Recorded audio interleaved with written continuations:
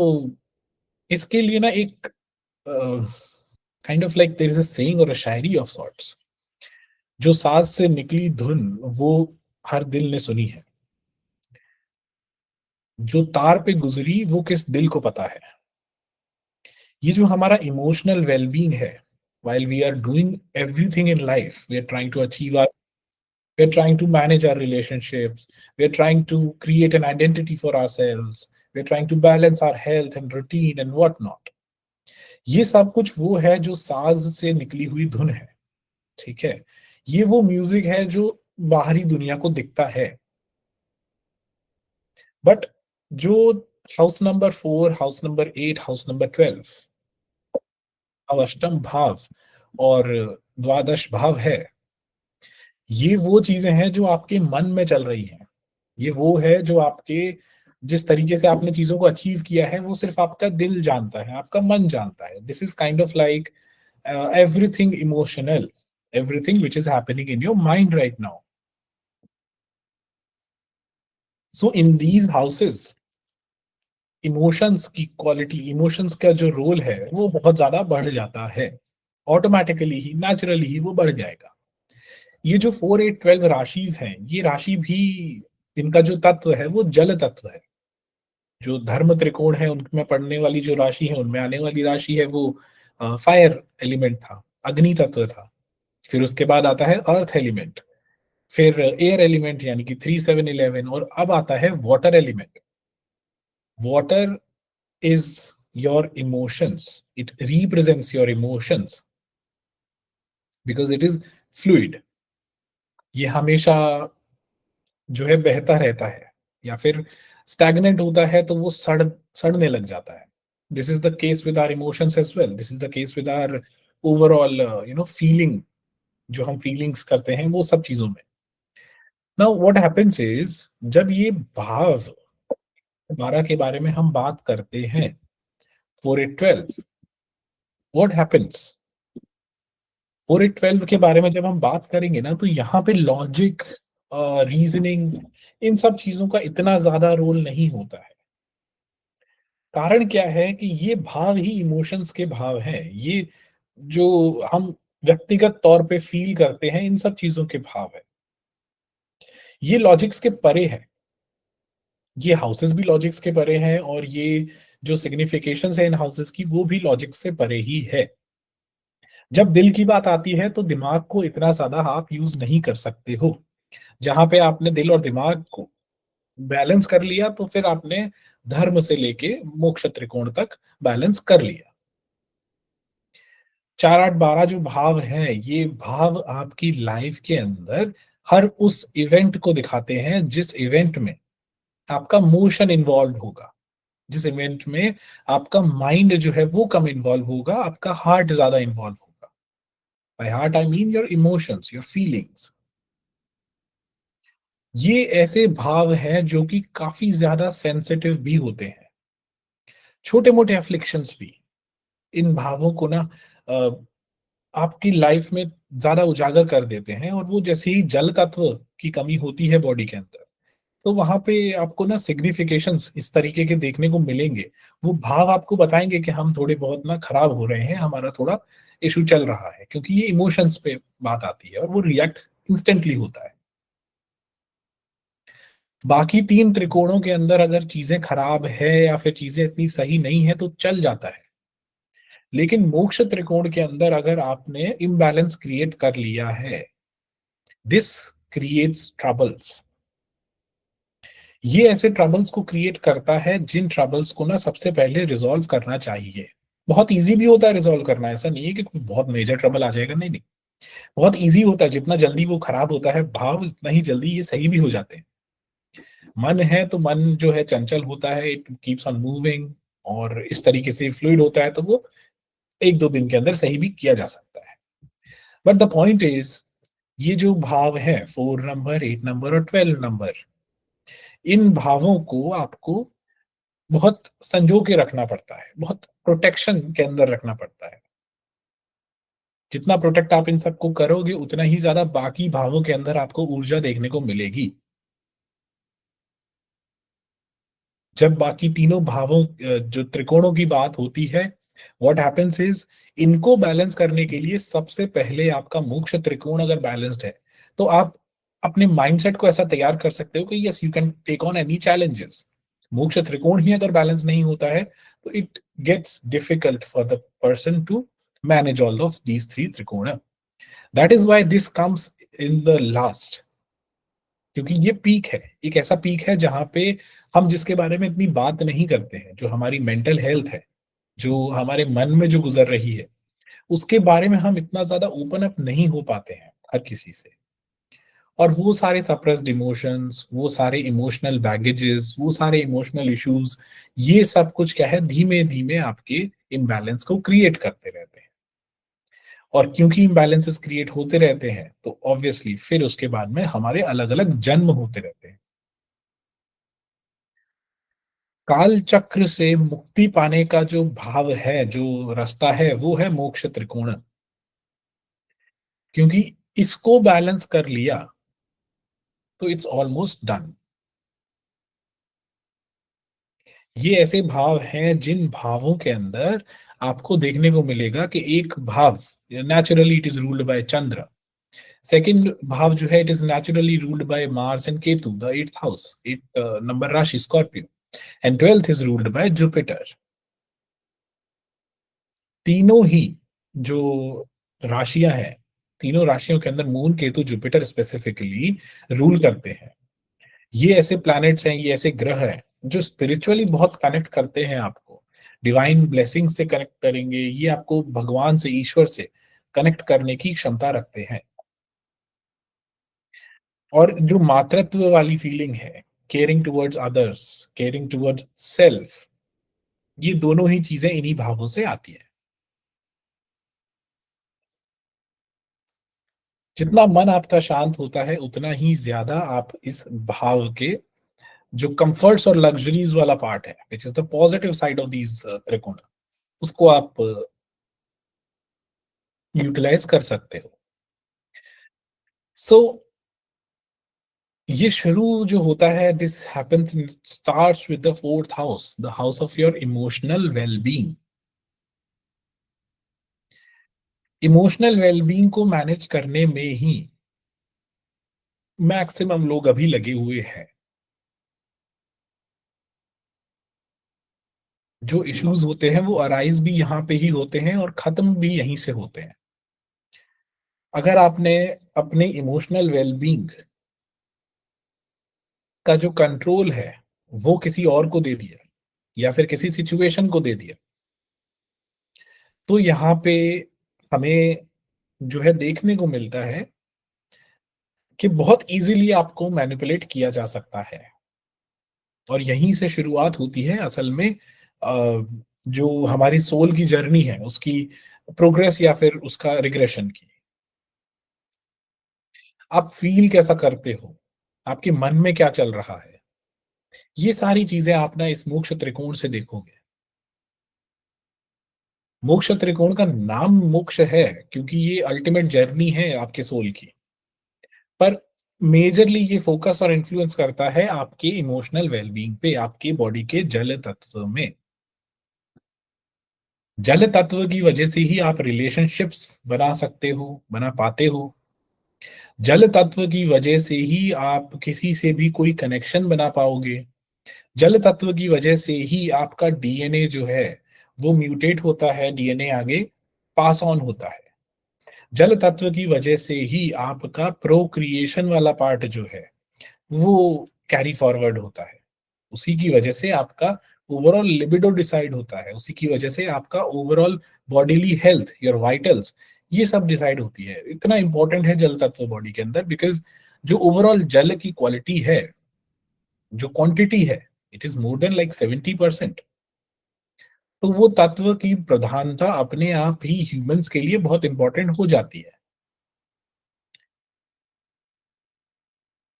सो ये सारी चीजें देता है आपका मोक्ष त्रिकोण। ठीक है, एक एक करके हम तीनों हाउसेस के बारे में डिस्कस करेंगे। First is the fourth house. This is all it where it all starts. चौथा भाव जो है, ये सुख सुविधा का भाव है, ये कंफर्ट्स लग्जरीज का भाव है। ये वो भाव है जहाँ पे आपके इमोशंस को मैप किया जाता है, आपके इमोशंस को पढ़ा जाता है। कितने ज़्यादा इमोशनल आप होगे, कितना ज़्यादा इमोशंस आपको अफ़ेक्ट करेंगे लाइफ़ के अंदर, कितना ज़्यादा सेफ्टी, सिक्योरिटी, कम्फर्ट ज़ोन और ये सब चीज़ों के बारे में आपका विचार होंगे या फिर आपका इंक्लिनेशन होगा, ये सब कुछ ना 4th हाउस से देखा जाता है। ये आपके हार्ट एरिया का भाव है, ये आपके दिल से डायरेक्ट कनेक्टेड रहता है। Heart being one of the most important organs or the vital organs of the body, it needs to be protected. That is why we have the rib cage, so as to protect this area. इतने सारे vital organs है, heart हो गया, lungs हो गए, ये सब चीजें हैं, तो ऑब्वियसली यहाँ पे ना बहुत प्रोटेक्शन की आवश्यकता होती है। इसी भाव के अंदर आपको देखने को मिलेगा चंद्र की ownership. Chandrama rules this particular house naturally in the Kalpurush Kundali. Chandrama is all about emotions, Chandrama is all about peace, emotional well being, your motherly attitude, your overall security, the sense of security. और चंद्र है essence of enjoying anything. तो आपके जो comforts luxuries आते हैं, जो आराम से आप नींद ले पाते हो, उसकी शुरुआत चौथे भाव से ही होती है। If your inner peace is good, if your fourth house is good, you would be more and more able to enjoy things in life. अगर आपका मन में ही कोई अफ्लिक्शंस आ जाते हैं या फिर मन ही आपका इतना खुश या सुखी नहीं है, तो you won't be able to enjoy the comforts and luxuries of your life, भले ही आप फिर कितना भी कमा लो या फिर कितना भी आप चीजों को अटेन कर लो। सो इन अ वे फोर्थ हाउस जो है, ये एक साइकिल को कंप्लीट करता है आपके कुंडली के अंदर। The cycle where you achieve things in life and now are ready to enjoy and now are ready to experience the essence of it. तो ये है चौथा भाव। चौथा भाव आपके जो मेजर सिग्निफिकेशंस हैं उनमें से एक इंपॉर्टेंट चीज है, वो है आपकी इमोशनल वेलबींग। आपका मन कितना चंचल है, आपका मन किस तरीके से रिएक्ट करता है चीजों पे, वो चौथा भाव है। चौथे भाव से आप अपने जो व्हीकल्स हैं, आपका जो ओवरऑल हाउस है, वो भी देखते हो। आपका घर जो होता है ना, अगर आपका या कोई भी ऐसी चीज, नॉट जस्ट हाउस, जो घर है वो नहीं, कोई भी ऐसी चीज जो आपको कंफर्ट जोन के अंदर रखती है या फिर आपको कंफर्टेबल फील कराती है, ये होता है फोर्थ हाउस। जहां पे आप बिना कुछ सोचे समझे you can live your life with freedom and peace, ये चौथा भाव है।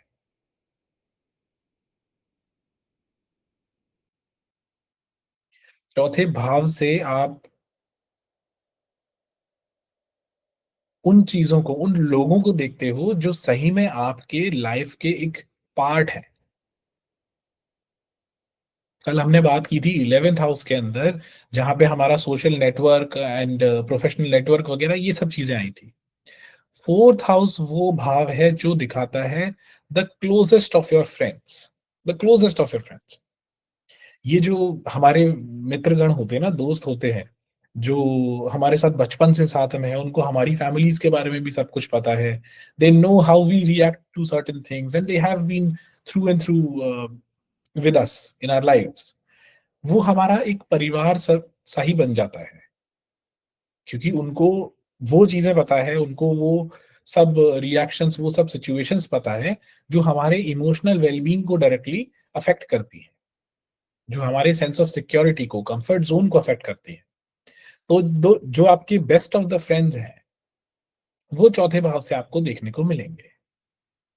इसीलिए जब हमने पढ़ा था कि चंद्रमा is your connections, you make connections with the help of Chandra, not any other planet. तो ये चौथा भाव जो है, वो जो नॉलेज है, वो जो डिडक्शन है, वो वहीं से निकल के आ रहा है।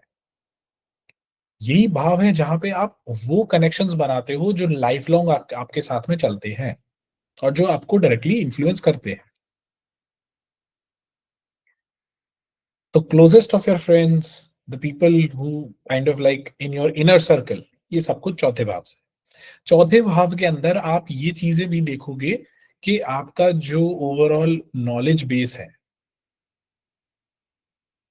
वो कैसा है, आपकी जो अर्ली एजुकेशन है ये भी कैसी है, ये भी आप चौथे भाव से देखते हो। आप ओवरऑल कितना पढ़ोगे, कितना ज्यादा आपको नॉलेज के प्रति इंटरेस्ट आता है, ये भी चौथे भाव से ही आप देखते हो। It is the house of knowledge as well. The reason being Jupiter, the ग्रह Brihaspati, gets exalted in the fourth house. Brihaspati जैसा ज्ञान देने वाला गुरु ग्रह अगर कोई भाव को इतना फेवर कर रहा है तो उस भाव में नेचुरली विजडम तो होगी ही, सही ना?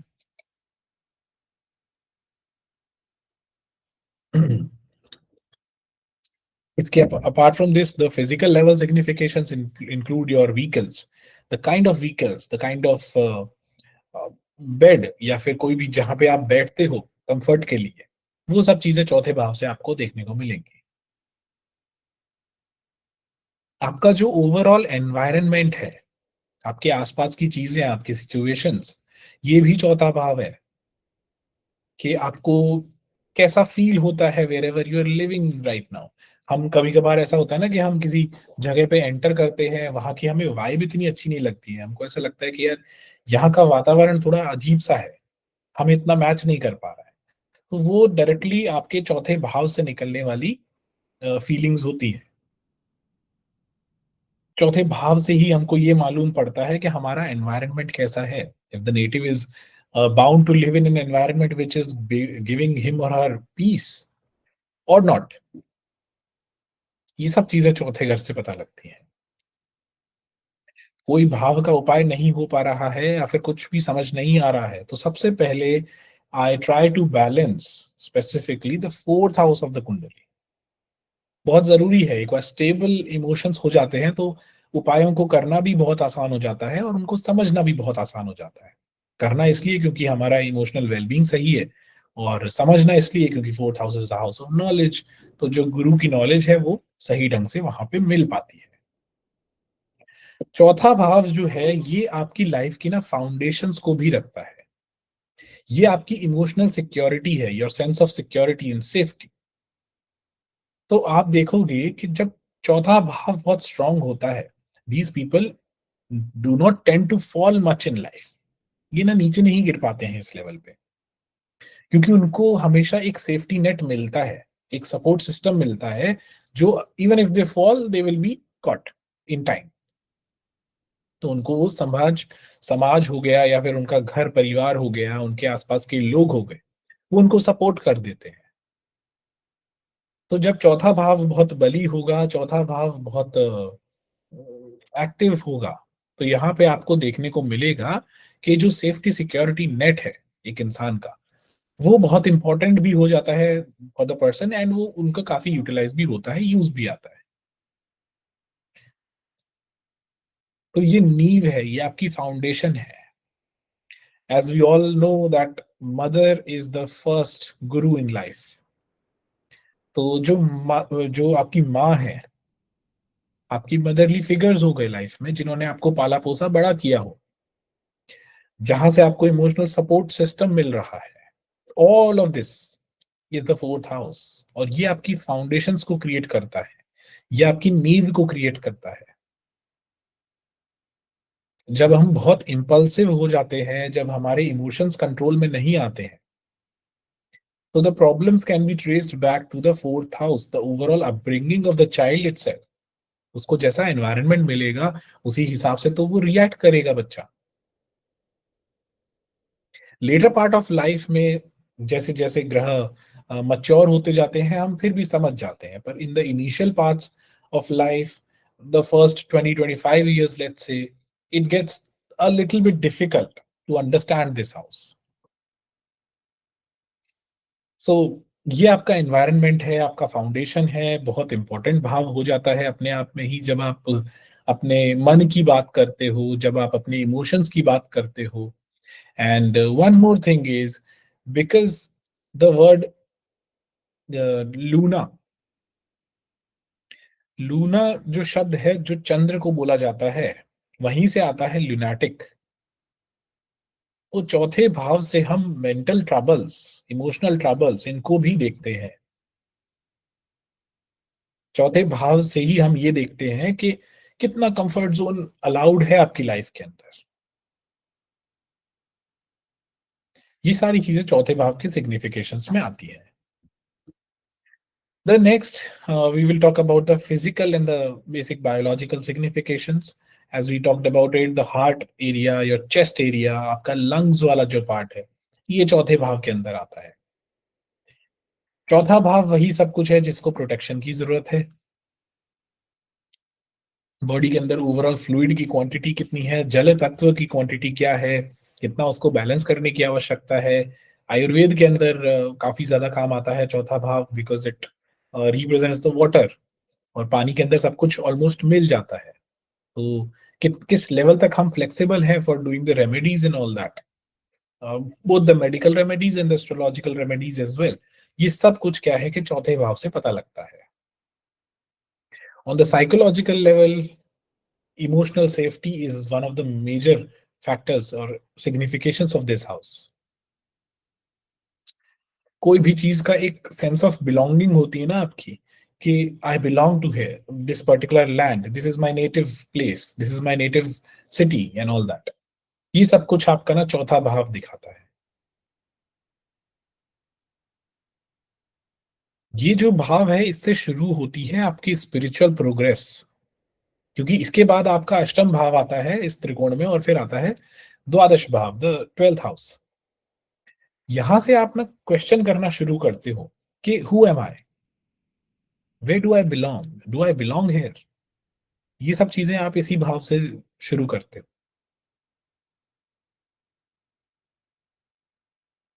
और क्योंकि ये एक केंद्र का भाव भी है, तो it is naturally very important भाव। केंद्र मतलब 1 4 7 10, ये भी आपके ओवरऑल कुंडली के फाउंडेशंस को दिखाते हैं ना। तो चौथा भाव जो है केंद्र का भाव भी है, ये आपके मन का भाव भी है। इस भाव से आपको सेंस ऑफ सिक्योरिटी और ओवरऑल सेंस ऑफ बिलोंगिंग आती है। तो ये भाव इस लेवल पे, इमोशनल लेवल पे बहुत इंपॉर्टेंट हो जाता है। एक पीसफुल लाइफ आपको चाहिए, या फिर एक kind of like workaholic life चाहिए, इसके अंदर जो बैलेंस है, the work life balance overall, ये भी आप चौथे भाव से देखते हो, चौथे और दशम भाव से। ये दोनों एक दूसरे के ऑपोजिट भाव है ना। तो जितना ज्यादा आपका चौथा भाव स्ट्रांग होता जाएगा, उतना ही दशम भाव के अंदर क्या है कि आपको जो काम करने की इच्छा है, वो काफी हद तक कम होती जाएगी, क्योंकि आप एक कंफर्ट जोन के अंदर आ जाओगे। तो इसको बैलेंस करना भी बहुत जरूरी होता है। At times the fourth house is so strong, the person does not even want to get up from the bed and work. At times the fourth house is not that much strong, तो वो कभी आराम करने की ही नहीं सोचते हैं, तो बर्न आउट आ जाता है। तो अति सर्वत्र वर्जयेत, ये जो चीज है ना, ये स्पेसिफिकली फोर्थ हाउस के अंदर बहुत एप्लीकेबल होती है, क्योंकि यहाँ पे ना चंद्र रूल करता है और चीजें एक्सट्रीम्स पे चलती है।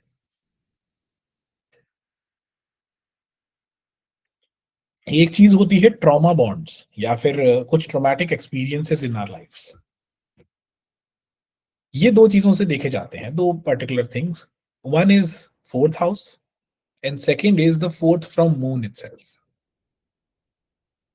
कुछ ऐसे इवेंट हो जाते हैं लाइफ के अंदर, जिनके इमोशनल ट्रॉमास या इमोशनल बॉन्ड्स ना हम चाहते हुए भी we are not able to resolve those. कभी कोई ब्रेकअप हो गया, भुला नहीं सकते हैं अपने, you are not able to move on from this. या फिर कोई ऐसा loss of a family member हो गया, loss of your loved ones हो गया, तो आप उनसे क्या है कि उभर नहीं पाते हो उस दुख से। ये सारे जो ट्रॉमा बॉन्ड्स हैं, ये जो ट्रॉमेटिक एक्सपीरियंसेस हैं, ये सारा कुछ ना चौथा भाव रूल करता है। इसीलिए जो हार्ट चक्र है हमारा, उसको बैलेंस करने की बहुत आवश्यकता पड़ जाती है एट टाइम्स। इसीलिए हम जो कॉर्ड कटिंग वगैरह ये सब चीज़ें करते हैं, वो इस चौथे भाव को ना सेंस ऑफ सिक्योरिटी देने के लिए ही करते हैं। That even if you have lost something, you now have to know that how to deal with all of this. तो इन सब चीज़ों को आप देखोगे ना मॉडर्न डे के अंदर ऐसे इश्यूज़ आते हैं, बहुत सारे लोग होते हैं, इनके इश्यूज़ ये रहते हैं that I am not able to get over the trauma. वो एक भय जो रहता है ना मन में, वो भय खत्म करने के लिए हमें चौथे भाव को गहन तरीके से इसका विचार करना होता है और इसको एनालाइज़ करना पड़ता है। ये सब चीज़ें चौथा भाव दिखाता है। Talking about the karmic level things, see आप कब जन्मोगे, किस सिटी में जन्मोगे, किस घर में जन्मोगे, कैसी सिचुएशन होगी वहाँ की, और आप किस सोल के थ्रू इस लाइफ में आओगे, व्हिच इज़ योर मदर, वो सब चीज़ें ना चौथा भाव है। Water is set to hold bio-memory. Bio-memory not just in this lifetime, but rather in all of our past lives. तो जो जल तत्व है ना, वो ये सारी चीजों को होल्ड करके रखता है। ये इन सब चीजों का एक लेजर बैलेंस बना के रखता है और उसी के अकॉर्डिंगली हम इस लाइफ में जन्म लेते हैं। जो इनिशियल जेस्टेशन पीरियड होता है इन अ फीमेल, जब वो जो चाइल्ड है is getting developed and is ready to come into this life, human form, ये एक सोल के लिए जिसका जन्म हो रहा है, उसके लिए बहुत ही पीड़ादायक एक्सपीरियंस होता है। The body itself is growing, वो बन रहा है और उसमें भी इतने से छोटे से एरिया में it is confined with in this. अत्यंत पीड़ादायक समय बोला गया है हमारे शास्त्रों के अनुसार एक चाइल्ड के जो प्रोसेस है पूरा जेस्टेशन का उस समय पे। तो ये जो टाइम पीरियड है, जो ओवरऑल कार्मिक लेवल पे जब हम बात करते हैं फोर्थ हाउस की, तो ये सब चीजें आप ना यहाँ से देखते हो कि किस लेवल पे जो ओवरऑल पास्ट लाइफ की मेमोरीज हैं वो कैसे प्ले आउट करेंगी during the development of the baby. जो आपके इनर चाइल्ड की बात होती है ना कि आपका मन कितना ज्यादा चंचल है या फिर आप कैसे अपने मन के अंदर जो इनर चाइल्ड है उसको अलाइव रखते हो, एक एक्साइटमेंट और ये सब अलाइव रखते हो, ये भी चौथे भाव से देखने को मिलेगा। और ये सब कुछ जो वाटर ने होल्ड करी है, जल तत्व ने आपकी बायो मेमोरी होल्ड करी है, it comes out into play. तो ये सारी चीजें कार्मिक लेवल पे चौथे भाव से देखी जाती हैं। Mother's womb itself is the fourth house as well, right? क्योंकि वो एक ऐसी सैंक्चुरी है, वो एक ऐसा एनवायरनमेंट है जहां पे आपको initially to come into your actual house आना पड़ता है। तो वो सबसे पहला घर है हमारा और उसके अंदर होते होने वाला जो भी उत्पीड़न है, जो भी समस्याएं हैं, जो भी इश्यूज हैं, ये सब कुछ क्या है कि चौथे भाव से देखा जाता है।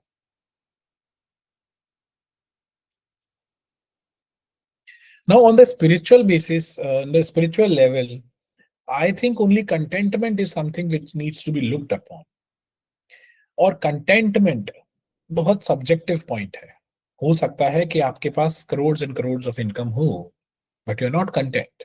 हो सकता है कि आपके पास में कुछ चंद हजार रुपए हो, कुछ चंद लाख रुपए हो, and you are content in life.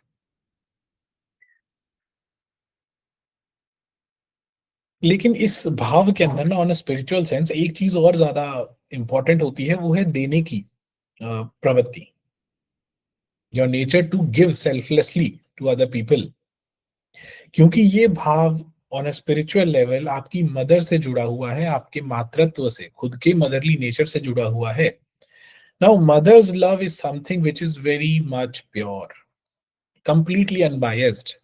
A mother's love for his or her child, the child itself, is kind of like so pure कि उसको हम जज ही नहीं कर सकते।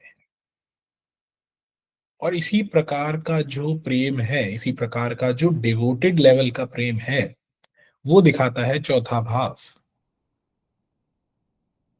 और जितना ज़्यादा आप देते जाओगे, उतना ही ज़्यादा आपको मिलता जाएगा। तो जितना ज़्यादा आप दूसरे लोगों के लिए सैक्रिफाइस करोगे, उतना ही बेहतर आपका चौथा भाव होता जाएगा और चंद्र होता जाएगा।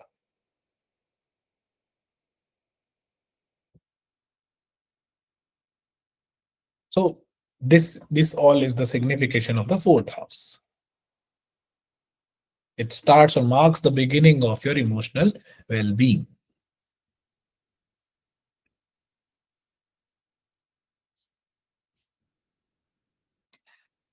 Now, talking about the eighth house, ये तो बड़ा ही इंटरेस्टिंग टॉपिक हो जाता है नेचुरली ही, कि अष्टम भाव क्या है एंड ऑल दैट।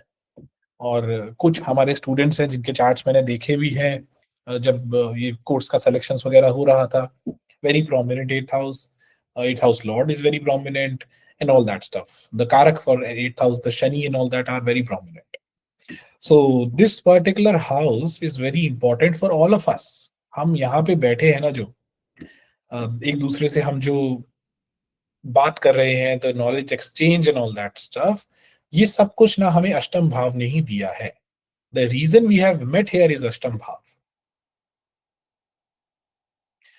ये भाव जनरली बोला जाता है कि डेथ है, ये है, वो है, बट इसका असल में जो सिग्निफिकेशन है वो है लॉन्जेविटी, आयुर्भाव इसको बोलते हैं। लॉन्जेविटी को गवर्न करता है ये भाव, अष्टम भाव। ये आपके जो ओवरऑल ट्रांसफॉर्मेशंस होते हैं, इनको गवर्न करता है। आपकी लाइफ के अंदर क्या छुपा के बैठे हो आप। It can be knowledge, it can be secrets, it can be any confidential information and all that. ये सारी चीजें अष्टम भाव से देखने को मिलती है। जब हम फर्स्ट हाउस से सेवेंथ तक की जर्नी करते हैं ना, तो we complete one kind of like a cycle. उसके बाद हमको लाइफ में एक लीप ऑफ फेथ लेना पड़ता है कि यहाँ पे हमको कुछ मालूम नहीं है ज्यादा, लेकिन भगवान भरोसे शायद इसके आगे हम निकल जाएं। जहां पे भी लाइफ में आपने लीप ऑफ फेथ ले लिया है, वहां पे आपने अपने आप से कंट्रोल को छोड़ के जो परम ब्रह्म है या ईश्वर है, उन पे कंट्रोल दे दिया है या देने की चाह रखी है। और जब हम इस तरीके का ट्रांसफर ऑफ एनर्जी करते हैं, इस तरीके का ट्रांसफर ऑफ रिस्पॉन्सिबिलिटीज करते हैं टुवर्ड्स गॉड और डिवाइन इटसेल्फ, तब हम we are taking the leap of faith forward from the seventh house to the ninth house by crossing the eighth house. Eighth house की जो स्पेशल बात ये है कि जब आप स्कॉर्पियो राशि देखोगे, तो वहां पे स्कॉर्पियो का बहुत छोटा सा part, like 6 to 8% of the part of Scorpio जोडियाक itself falls in the ecliptic. उसके बाद का जो पार्ट है, एक वैक्यूम सा क्रिएट होता है, because there is another constellation called Ophiuchus in the modern astronomical terms. वो वहां पे फॉल करता है, but we don't take that zodiac. उसको हम कंसिडर नहीं करते हैं एक राशि की तरह। डायरेक्टली शुरू हो जाता है जो हमारा सैजिटेरियस साइन है। तो एक जो बीच में ना मिसिंग जोडियाक है, जो मिसिंग एरिया है, because it is the house of uncertainty, यहाँ पे इसके बारे में हमें इतना ज्ञान नहीं है। तो वही आपका अष्टम भाव है, वही आपका स्कॉर्पियो साइन है।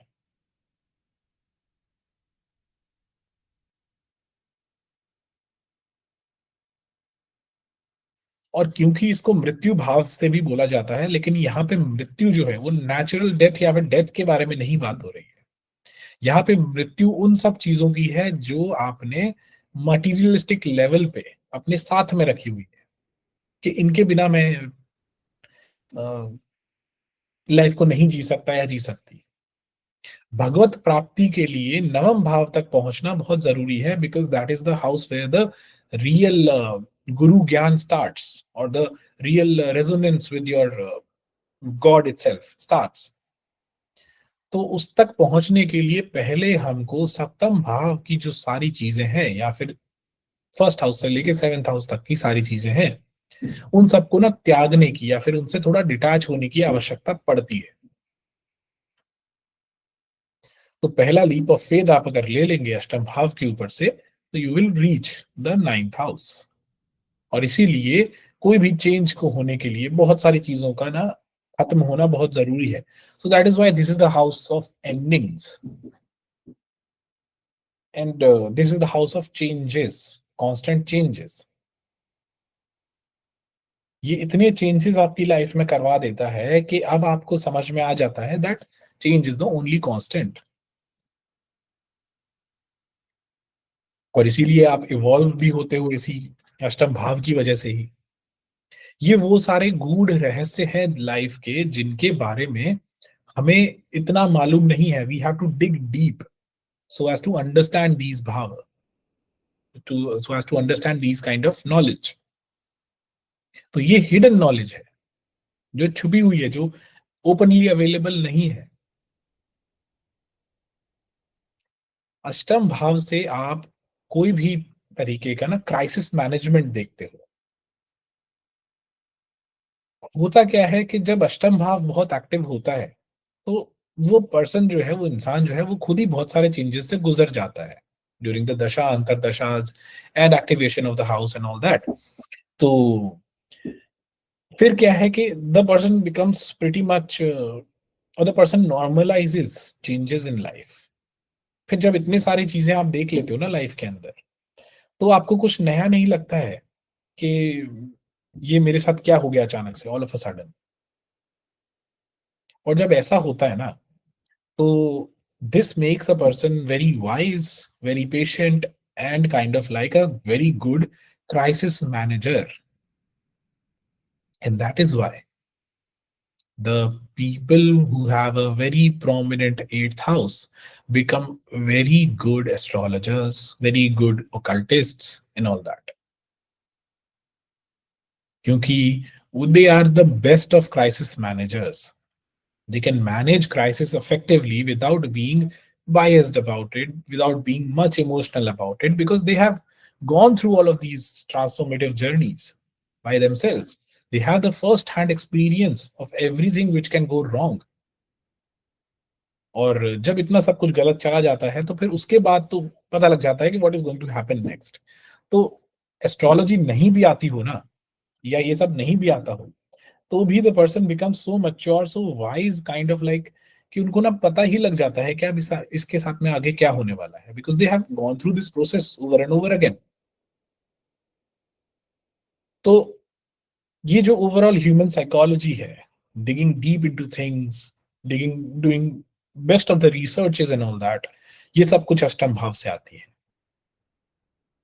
ये भाव ऑब्सेशंस का भाव भी है, because our human mind sometimes when we are not mature enough, we don't know where to stop।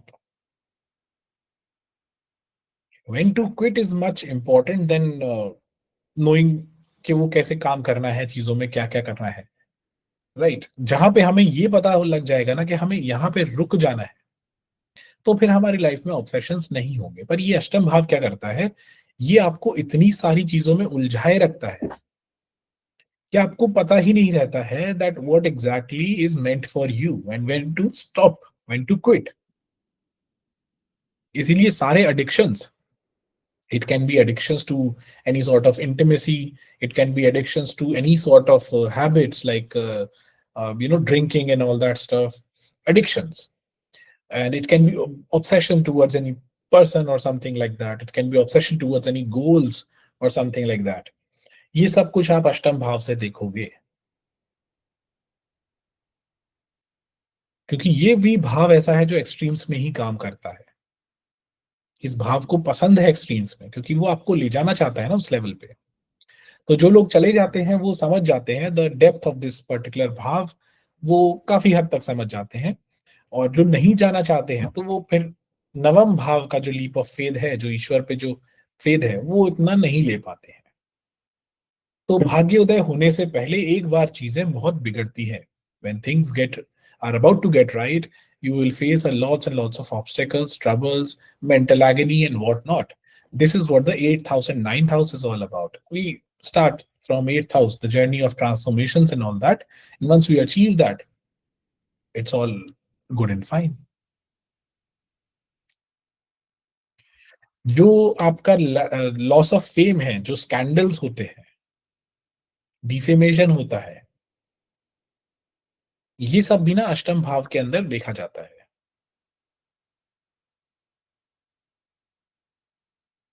आपका जो इनहेरिटेंस से मिलने वाला पैसा है, जो आपने पैसा नहीं कमाया है लाइफ में, वो आपको मिलने वाला, ये सारा अष्टम भाव से देखने को मिलता है। जो भी आपके ससुराल पक्ष का कुटुंब, यानी कि आपके जो स्पाउस का कुटुंब है, वो आप अष्टम भाव से देखते हो।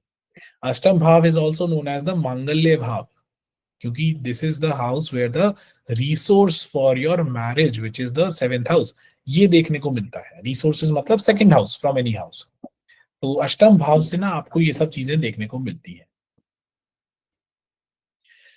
जैसे सेकंड हाउस जो था वो था हमारा हाउस ऑफ इनटेक, वैसे ही एट्थ हाउस जो है वो है हमारा हमारा house of getting things out, the house of excretion. तो लोअर बॉडी जो है हमारा रेक्टल एरिया जो है, ये सारा अष्टम भाव से देखने को मिलता है। कितना सारी चीजों को आप लेट गो कर सकते हो, ये भी आप अष्टम भाव से देखने को मिलेगा। और ये भाव आयुर का भाव भी है, आयु भाव भी है। आयु भाव क्यों है? क्योंकि this house represents the decay part. जो डिके होता है ना, बायोलॉजिकल डिके ऑफ एनीथिंग, वो सब कुछ ना अष्टम भाव से देखने को मिलता है। जितना स्ट्रॉन्ग अष्टम भाव, उतना ही लंबी जो आपकी है लाइफ होती है। अब now this is very subjective thing कि लंबी लाइफ अच्छी है या फिर छोटी लाइफ अच्छी है, शॉर्ट लाइफ अच्छी है, that I leave up to you, but this is what the eighth house is all about. Talking about the physical significations, आपका जो लोअर रिप्रोडक्टिव ऑर्गन्स है, या फिर आपका जो लोअर बॉडी है where we excrete things out of our body, ये सब कुछ अष्टम भाव से देखने को मिलता है। कोई भी आपका जो बायोलॉजिकल हीलिंग है, वो भी अष्टम भाव से देखने को मिलती है, क्योंकि it is the house of decay ना। Slow decay means healing, more immunity, more healing and less of decay. तो ये आपकी इम्यूनिटी को भी काफी हद तक मैनेज करता है। एक चीज और है कि अष्टम भाव आपके निज दोष का भाव है। ये वो दोष हैं जो आप इस लाइफ के अंदर करोगे। फॉर एग्जाम्पल, कुछ अष्टम भाव के अंदर ग्रह बैठे हैं, एंड वहां पे आपने उस ग्रह से रिलेटेड कुछ ऐसी चीजों का सेवन करना शुरू कर दिया which are unethical in terms of Sanatan. So फिर वहां से आपको अष्टम भाव के दोष डेवलप हो जाते हैं। दोष का मतलब क्या है? आपकी हेल्थ पे कोई ना कोई इशू आ जाना, या फिर कोई क्रोनिक डिजीज मिल जाना जो बहुत लंबे समय तक चलती है, आपके साथ में रहती है। तो ये सब अष्टम भाव के अंदर देखने को मिलता है on a biological and physical level. On the psychological level देखो, चंद्र यहाँ पे ना डेबिलिटेट हो जाता है, बट ये डेबिलिटेशन जो है चंद्र का, ये आपके माइंड को थोड़ा बहुत on the lunatic scale incline कर सकता है, but this gives you very good abilities to research. बहुत अच्छा digging deep, planets like Mercury, moon, ये ग्रह बहुत अच्छा काम करते हैं अष्टम भाव में, क्योंकि ये रिसर्चर्स बहुत अच्छे बना देते हैं। The knowledge which is hidden to other people, you will dig deep in a manner के आपको ना समझ में भी आने लग जाएंगी चीजें, और बहुत आप एक हट के कुछ कर पाओगे, चीजों को समझ पाओगे, उस डेप्थ पे समझ पाओगे। और इस भाव के अंदर बहुत अच्छा है if you have these kind of planets, because ये नॉलेज का ऐसा भाव है जिसकी नॉलेज कभी खत्म ही नहीं होती है। और जो क्यूरियोसिटी ऑफ बुद्ध है, द क्यूरियोसिटी ऑफ चंद्र है for knowledge, it is also never ending. So बहुत अच्छी चीज है, इट्स वेरी गुड थिंग।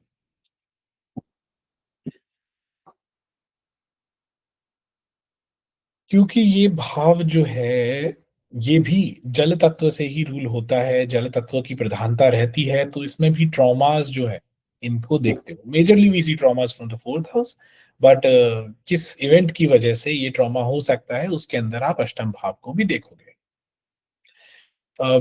जैसा मैंने आपको बताया था, द कॉन्स्टलेशन ऑफ यूकस जो है, which falls between Scorpio and Sagittarius, वो उसको हमने कंसिडर नहीं किया है। तो एक तरीके से ये वो सारी अननोन स्पेस है जिसके बारे में हमको पता नहीं है। और जब हमको जिस पर्टिकुलर चीज के बारे में पता नहीं होता है, तो we have this kind of fear of unknown, the hesitation to step into these kind of things. तो वो सारा जो हेजिटेशन है, वो सारा जो फियर है, fear of unknown things, what is going to happen next and all that, ये सब अष्टम भाव के अंदर देखा जाता है। This is the house where the surrender part, भगवान के प्रति बिलीफ, ऐसा जो आपने सरेंडर कर दिया, हे प्रभु अब तुम ही देखो, मेरी नैया आप ही पार लगाओ, ये वाला अष्टम भाव के अंदर आपको देखने को मिलती है फीलिंग्स। ठीक है, तो this is the psychological level पे अष्टम भाव। On the other hand the karmic level, ये एक तो निज दोष हो गया, आपके जो एंसेस्टर्स हैं उनके कर्म जो है वो भी यही भाव दिखाता है। ठीक है, आपके जो कार्मिक डेट है, जो ऐसे कार्मिक डेट जिनको लेके आपको पूरी लाइफ उनको you have to carry forward those and try to manage and resolve those, ये सब कुछ अष्टम भाव के अंदर देखने को मिलती है चीजें। ठीक है, और जो भी मेजर ट्रांसफॉर्मेशंस हैं आपके, जो आपने इस लाइफ में भुगतने हैं या फिर वो होने हैं, फॉर पॉजिटिव और नेगेटिव, ये सब कुछ जो भी आप लिखवा के लाते हो, ये अष्टम भाव के अंदर ही होता है। ठीक है, एक तरीके से गंगा स्नान के प्रति या फिर गंगा स्नान के बराबर भी ये जो ट्रांसफॉर्मेशन की जर्नी है ना, ये हो जाती है हमारी, अष्टम भाव बहुत एक्टिव होता है तो, क्योंकि वो सारे निज दोष भी करवा देगा, वो पुराने कार्मिक डेट्स को भी खत्म कर देगा, और डायरेक्टली आपको नाइन्थ हाउस के अंदर लेके जाएगा। तो वो सारा कचरा जो है ना, वो निकल जाता है अष्टम भाव से। तो दैट्स व्हाई दिस पर्टिकुलर भाव becomes the house of surrender or the soul purification as well. Spiritual side में तो ये भाव से बढ़कर कोई भाव है ही नहीं, क्योंकि ये भाव वो सब ज्ञान को देता है आपको, ये पढ़ाता है आपको कि भाई आपको पढ़ना है, ये सब चीजों के बारे में इन सबको आपको सीखना है। तो ये जो ट्रांसफॉर्मेटिव जर्नीज होती हैं, ये जो ऐसे फेजेस आते हैं लाइफ के अंदर, इस समय पे आपको देखने को मिलेगा that a lot of people start learning about astrology or start learning about these kind of sciences and all that, क्योंकि we are all finding answers, why is it all happening in my life or what good can we make out of it।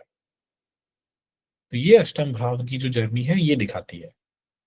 आपका जो मूल आधार चक्र है, your root चक्र, your मूल मूल चक्र, मूलाधार चक्र, ये भी अष्टम भाव से देखने को मिलता है। आप कितने ग्राउंडेड हो लाइफ के अंदर, कितने हम्बल हो आप लाइफ में, ये भी अष्टम भाव से दिखता है। नहीं हम्बल होते हो, अष्टम भाव बहुत एक्टिव है, the beating it will give you, the kind of transformation it holds beholds, तो फिर वो अपने आप ही आपका सर झुका ही देता है। वो कहता है ठीक है भाई, लोअर बैक का एरिया है ना, तो वहां पे उसको एक्टिव करेगा। Lower back is for bowing down to the God itself, कि भैया माफ करो, राइट। और ये ह्यूमिलिटी, हम्बलनेस, ये सब लेके आता है। So that is why this is the house where major transformations happen, क्योंकि हमने ईगो को छोड़ दिया ना, ईगो, अहंकार, ये सब चीजें, एटीट्यूड, ये सब छोड़ दिया। Now there is all rise and rise and rise. और अष्टम भाव ऐसे राइज देता है कि जिसको हम नॉर्मल लैंग्वेज में बोलेंगे, वक्त बदल दिए, जज्बात बदल दिए वाला। अचानक से you will see major transformation happening. वो हमको लगता है अचानक से हुआ, but that is just the tip of an iceberg. उससे पहले वो the native might have been suffering a lot, might have been going through a lot. That is what the beauty of ashtam bhav is. इतना pressure create कर देगा कि आपको pressure से डर लगना ही बंद हो जाएगा, और फिर यू बिकम सुपर ह्यूमन। तो once you become super human, फिर तो क्या, सब चिल है लाइफ, राइट। एनीवेज, अष्टम भाव की ये सारी चीजें भी हैं। अष्टम भाव के नेगेटिव एस्पेक्ट भी काफी है। देखो, ये ना डिप्रेशन वगैरह इन सब के अंदर इंसान को ले जाता है, काफी परेशान भी करता है।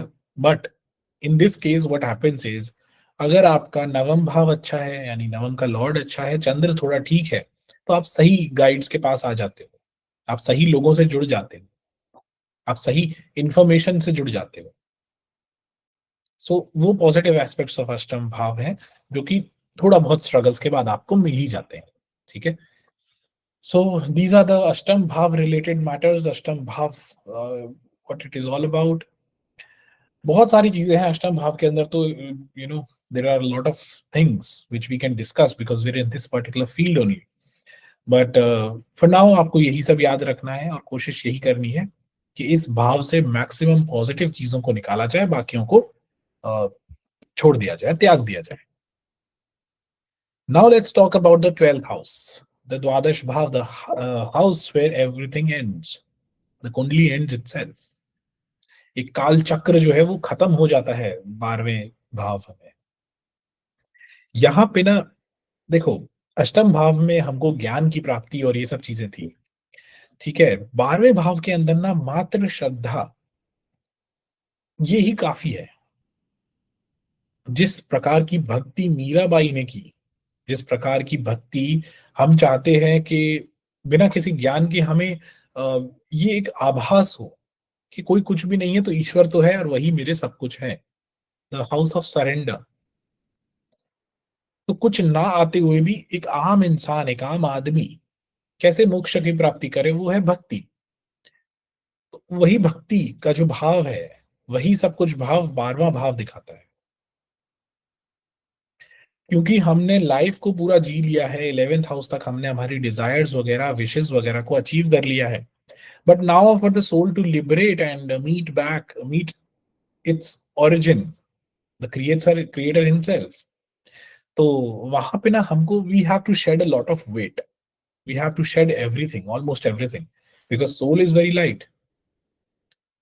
तो वो जो लेटिंग गो वाला प्रोसेस है, the letting go of your ego, your everything, your connections and what not, सारे 11 भाव जो है वो आप छोड़ दोगे ना, वो 12वां भाव है।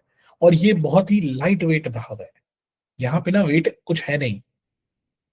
यहाँ पे आने वाली चीजें, यहाँ पे आने वाले ग्रह देने का विचार से आते हैं कि मुझे यहाँ पे देना है, this is what I am going to give away. इसीलिए इस भाव से चैरिटी भी देखी जाती है, इसीलिए इस भाव से आइसोलेशन देखा जाता है, इसीलिए इस भाव से ओवरऑल सिचुएशंस देखी जाती हैं जहां पे इंसान को सब कुछ त्यागना पड़ता है। 12वां भाव आपका एक्टिव है, तो आपको हमेशा कोशिश यही करनी चाहिए that you give and give to other people, help other people. ये उन कर्मों को रेक्टिफाई कर देता है जो शायद हम जाने अनजाने में कर लेते हैं या फिर पास्ट लाइफ से लेके आ रहे हैं। उस लेवल पे हल्का होने के लिए, उस सोल लेवल के लिबरेशन के लिए, we need is to let go. That is what this 12th house is all about. कोई भी ऐसी सिचुएशंस जहां पे हमें अपने कंफर्ट जोन से बाहर जाना पड़ता है, एक नॉर्मल ह्यूमन लाइफ से बाहर जाना पड़ता है, it can be your native leaving your native land, it can be leaving your home, it can be leaving your relations, it can be leaving your habits, it can be leaving yourselves for finding the path to god। सब कुछ 12वें भाव से। और इस भाव के अंदर भक्ति का बहुत बड़ा रोल आता है, भक्ति टुवर्ड्स एनीथिंग एंड एवरीथिंग। कोई कर्म कर रहे हो, उसके प्रति भी आपको पूरी भक्ति और श्रद्धा से काम करना है, without asking for anything in return. कोई ईश्वर के प्रति आपका लगाव है, उनकी भी भक्ति इसी प्रकार से, विदाउट आस्किंग फॉर एनीथिंग। ये है 12वां भाव। इस भाव के कुछ और सिग्निफिकेशंस भी है, उनके बारे में हम थोड़ा सा बात करते हैं। एक तो सिग्निफिकेशन है, this is the house which is majorly responsible for your marriage. Majorly responsible for your marriage. दो कारण है। एक तो कारण ये है कि 12वां भाव आपके मंडप का है जो पाथ है उसको दिखाता है कि आपको मंडप पे कौन सा भाव लेके जाएगा, वो है 12वां भाव। दूसरा है कि 12वां भाव आपकी physical intimacy, the relationship between a male and female counterpart, एक दूसरे का, तो वो भी दिखाता है। Because it is the bhav of liberation, the moksha, that is why this bhav also represents the ultimate moksha a normal human being can achieve or attain, which is getting intimate with your partner. Osho का एक discourse है जिसके अंदर बहुत सारी चीजें आपको इससे रिलेटेड मिल जाएंगी, तो you can ponder upon these kind of discourses as well.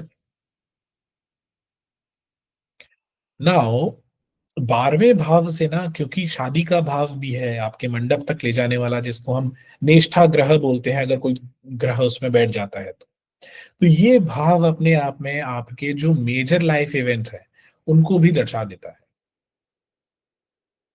12वें भाव से आप देखोगे कि ओवरऑल मैरिटल लाइफ का जो कैरेक्टरिस्टिक्स है वो कैसी जाती है, because this is the house of surrender, this is the house of giving more than you receive. तो अपने आप ही वो रिलेशनशिप्स पे तो इफेक्ट डालेगा ही डालेगा। 12वें भाव से आप दोनों चीजें देखते हो, आप 12वें भाव से अच्छे मैरिटल रिलेशन को भी देखते हो, अच्छे फिजिकल इंटीमेसी को भी देखते हो, ओवरऑल फिजिकल अट्रैक्शन को भी देखते हो, और साथ में 12वें भाव से आप एक्स्ट्रा मैरिटल अफेयर्स को भी देखते हो। You also see any sort of issues when it comes to relationships with other people, right?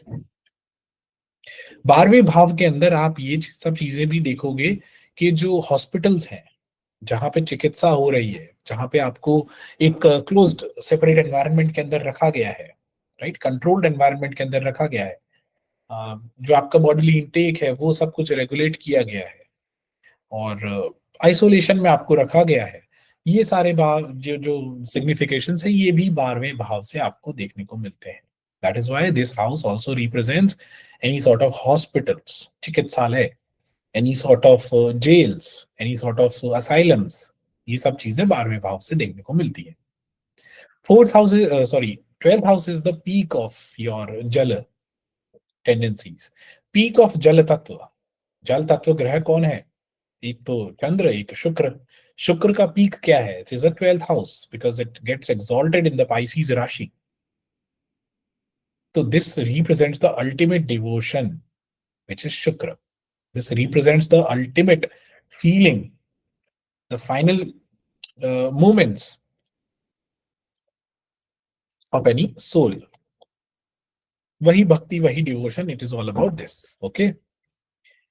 Talking about the physical level significations of this भाव, कोई भी चीज ना आप देखोगे, जो आपको सपने आते हैं, जो आपको नींद आती है, the your ability to meditate, ये सब चीजें ना 12वें भाव से आपको देखने को मिलती हैं, क्योंकि ये ऐसा भाव है जहां पे आप पारलौकिक एक्टिविटीज, पैरानॉर्मल एक्टिविटीज, इनको देखते हो।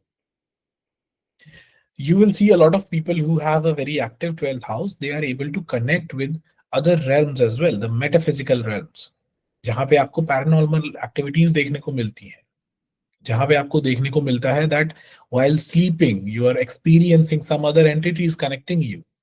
कुछ बार ऐसा भी होता है आपको सपने ऐसे आते हैं जो सच हो जाते हैं, जो ऐसे सपने आएंगे वो रीसेंट आगे आने वाले फ्यूचर के अंदर वो एग्जैक्टली वैसे ही सच हो जाते हैं। This is how the spirits connect with you, क्योंकि इस भाव के अंदर आप पीक को देखते हो।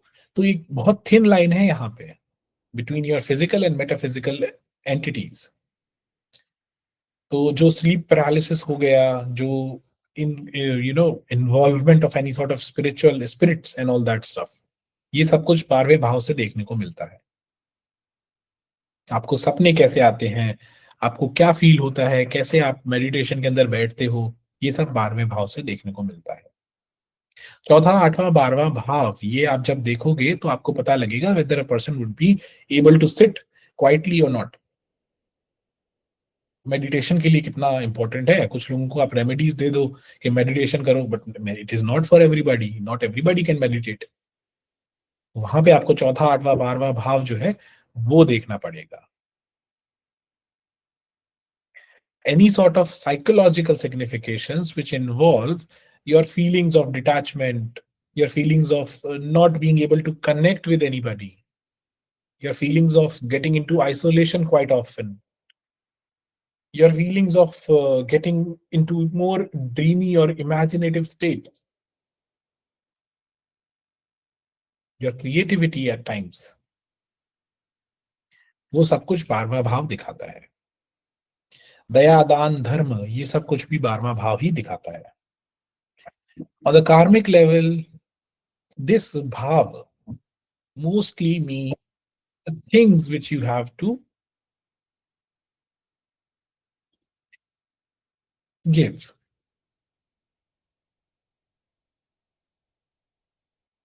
This bhav mostly means कहाँ पे आपको किसने किस लेवल पे सरेंडर करना ही पड़ेगा, क्या आपको त्यागना ही पड़ेगा इस लाइफ में, क्योंकि उस जो पास्ट लाइव्स हैं वहां पे कुछ ना कुछ शायद इन चीजों की आपको ज्यादा थी, वो ज्यादा चीजें थी आपके पास, तो इस लाइफ में आप उनको त्यागोगे। That is the soul's journey, that is how we complete it. कोई भी प्रकार का लिबरेशन होगा, कोई भी बॉन्डेज से, कोई भी रिलेशन से, ये सब कुछ पास्ट लाइफ के अंदर अगर होता है तो वो 12वें भाव से भी देखा जाता है। On a spiritual level we talk about the samadhi, कि अब आपने सब कुछ छोड़ दिया है। On the spiritual level, we also understand this house by means of the bhakti bhav which we talked about. सबको सब कुछ देने की जो भाव है, वो सब कुछ।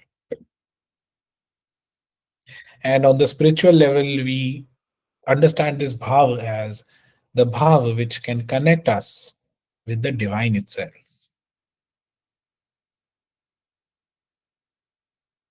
So this is all about the moksha trikona, the moksha, the liberation from any sort of bondages. This is what these houses represent, and this is what it is all about. We'll move towards the doubt section now. थोड़े बहुत doubt लेते हैं, फिर उसके बाद में we will